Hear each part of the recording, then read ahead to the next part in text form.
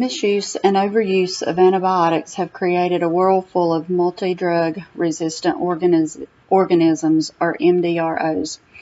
The Centers for Disease Control and Prevention, or CDC, estimates more than 2 million people are infected with antibiotic-resistant organisms, resulting in approximately 23,000 deaths annually. The misuse and overuse is part fault of the provider and part fault of consumers. Some providers will prescribe antibiotics when the patient really does not need the antibiotic, or the wrong antibiotic, or the wrong dose, or the wrong duration may be prescribed. Consumers, on the other hand, sometimes do not complete the full round of antibiotics, or will take leftover antibiotics that are not the correct drug for the infection, if they even have an infection at all. Antibiotics used in abundance can cause adverse outcomes such as C. diff and infections that are resistant to multiple antibiotics. Antibiotic stewardship means that all healthcare providers, nurses, and pharmacists all get on the same page with prescribing antibiotics. All healthcare personnel should be leaders in antibiotic stewardship for our facilities. We should educate patients regarding antibiotics are not a cure-all for every ailment that the adults or children have. Viruses are not cured by antibiotics, and children especially do not need antibiotics every time they get a cold, sore throat, or respiratory illness. Antibiotic use should be improved and monitored. Know what medications the patient has taken recently and what they take on a daily basis.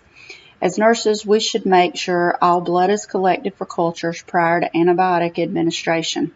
Taking an antibiotic timeout is one recommendation that I think would be very helpful. This is a reassessment of antibiotics once all test results are available.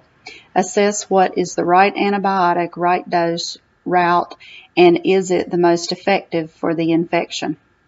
Promote antibiotic best practices. A first step in antibiotic stewardship is to ensure all orders have dose, duration, and indications, get cultures before starting antibiotics, take an antibiotic timeout, reassessing antibiotics after 48 to 72 hours.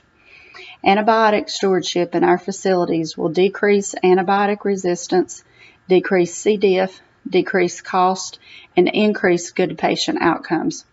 In recognition of the urgent need to improve antibiotic use in hospitals and the benefit of antibiotic stewardship programs in 2014, the CDC recommended that all acute care hospitals implement antibiotic stewardship programs.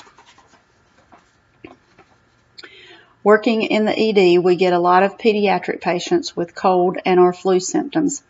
I have even had patients come from the pediatrician office and say something to the effect of, "I have been to the pediatrician and he or she did nothing. They gave me no kind of medication for my child. I know I need something for my child." If our test results show that the child does not need an antibiotic, I will always try to explain that the antibiotic will not help the child get well and could even cause some adverse reactions. Always tell the patient that he or she should take the antibiotic exactly as prescribed for the complete amount of time prescribed, even if they feel better after a few doses. I explain the risk and adverse reactions of completing the antibiotic as directed. Patients with Ebola are not prescribed antibiotics because Ebola is a virus.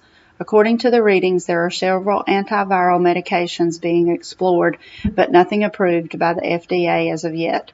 So currently, patients are given fluid and oxygen and an antiviral medication.